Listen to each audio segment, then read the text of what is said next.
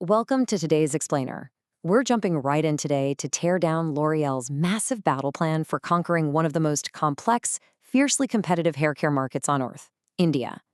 What we're looking at here is a masterclass in glocalization. It's kind of just a fancy way of saying they take this massive, undeniable global brand power and they aggressively tailor it to the highly specific, hyper-local needs of the Indian consumer. To really get this, we need to start with a brilliant quote from the source material. India is a country of and. L'Oreal knows for a fact they can't treat India as just a single uniform market. It's a massive demographic pyramid, and they have to play at every single level. They need to offer value entry points for cost-conscious consumers and simultaneously offer premium science-backed innovations for people looking to upgrade. So it's not one or the other, it's both. To truly understand the stakes here, just try to wrap your head around this number.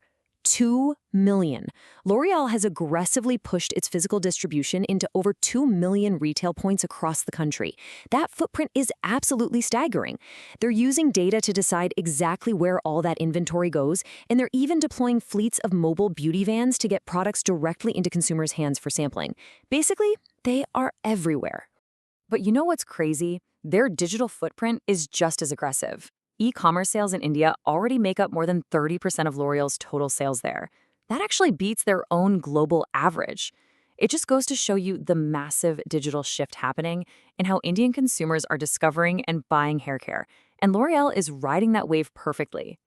Okay, so here's our roadmap for today's Explainer. We're going to cover the Indian Hair Care Challenge, positioning for many Indias, localized products and pricing, promotion and digital dominance, and finally, the competitive battleground. Let's start right at the top with Section 1, the Indian Hair Care Challenge, where we'll look at the specific problems L'Oreal is solving for urban and semi-urban women. The crucial point you have to keep in mind is that they aren't just selling generic soap in a bottle here. Indian consumers face a literal gauntlet of highly specific environmental challenges. We're talking about a daily battle with heavy pollution, hard water mineral buildup, and extreme humidity.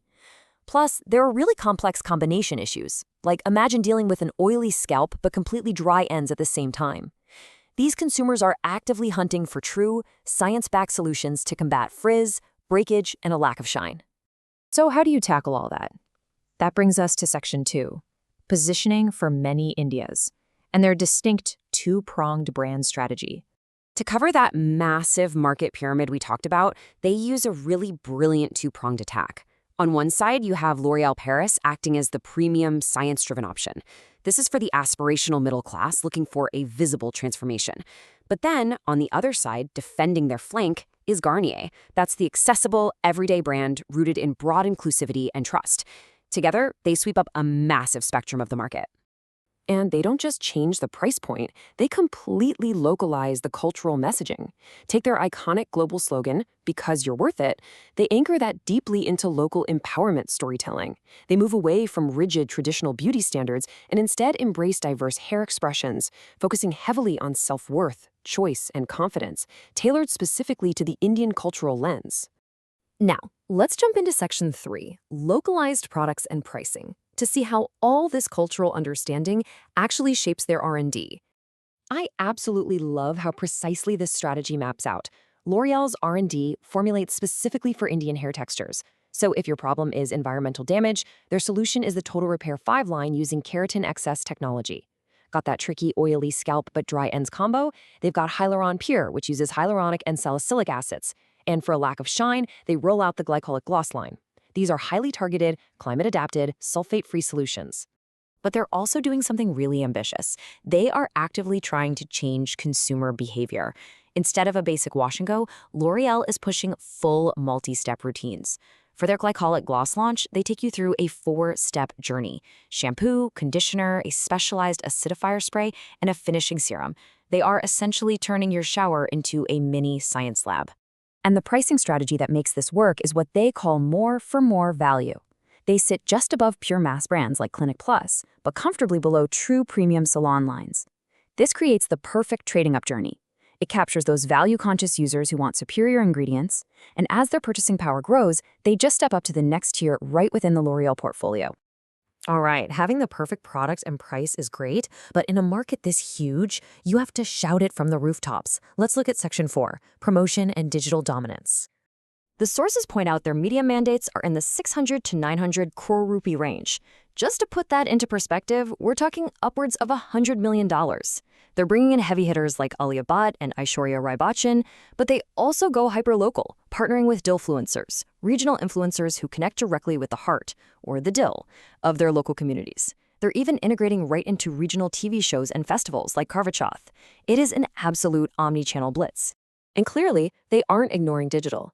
In fact, they treat e-commerce and retail media as core brand-building channels, not just places to ring up a sale. They use full-funnel Amazon integration, taking you from a brand awareness ad on Prime Video or connected TV straight down to clicking buy. They are heavily leaning into AI-driven personalization and first-party data to make true consultative selling a reality online. So the setup is incredibly sophisticated. But what about the arena they are fighting in? Let's explore our final section, the competitive battleground. This is really the million-dollar question. Is this highly localized, science-driven strategy actually enough to win? Because remember, while the sources show India as a huge global priority, L'Oreal has seen high single-digit performance recently, which hasn't quite delivered the rapid market share gains they really want. They need accelerated growth. And it is so tough out there because L'Oreal is caught in this intense competitive squeeze.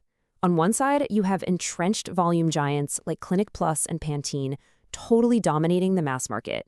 And on the flip side, they're defending against fast-rising Ayurvedic players, plus these hyper-agile direct-to-consumer brands that are dropping trendy new ingredients practically overnight.